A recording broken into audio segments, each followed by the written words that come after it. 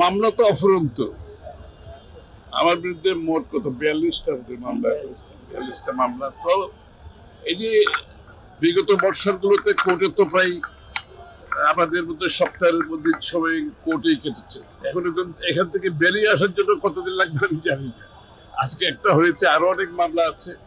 তো মিথ্যা মামলা তো ফল যে বাংলাদেশে শুধু আমি না, বিএনপির 60 লক্ষের অধিক নেতা কর্মীর বিরুদ্ধে মিথ্যা মামলা দিয়ে তাদেরকে যে হয়রানি করা হয়েছে, তাদেরকে জেলে নেওয়া হয়েছে, তাদেরকে গুম খুন করা হয়েছে, তাদেরকে বাড়ি ছাড়তে হয়েছে, তাদেরকে চাকরি ছাড়তে হয়েছে, ব্যবসা ছাড়তে হয়েছে।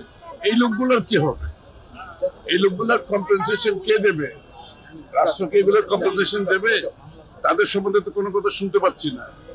গণতন্ত্রের আন্দোলনের যারা মূল ভিত্তিটা সৃষ্টি করেছে স্বৈরাচারের বিরুদ্ধে গত 15 বছর ধরে, তাদের কি হবে? তাদের তো কোনো খবর আমি দেখতে, কেউ তাদের কোনো খবর নিচ্ছে সেটা তো আমি দেখতে পাচ্ছি। এখন বিগত দিনে যারা এই আন্দোলনকে আজকে যে জায়গায় নিয়ে এসেছিল, স্বৈরাচারের পতন ঘটিয়েছে, 15-16 বছর ধরে যারা ত্যাগ স্বীকার করেছে, সবকিছু হারিয়েছে, তাদের কম্পেনসেশনের জন্য আমি কিছু দেখতে পাচ্ছি না। আমার মনে হয় এই বিষয়টা আমাদের সকলের ভাবা দরকার। বিচার বিভাগ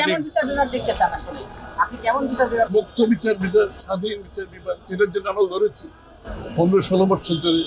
যে বিচারের নামে যে প্রহসনের মাধ্যমে লক্ষ লক্ষ মানুষের যে আজকে তাদের সবকিছু নিঃস্ব হয়ে গেছে, জীবনও হারিয়েছে, জেলে চিকিৎসার বড় মারা গেছে, পুলিশের কাস্টডিতে মারা গেছে।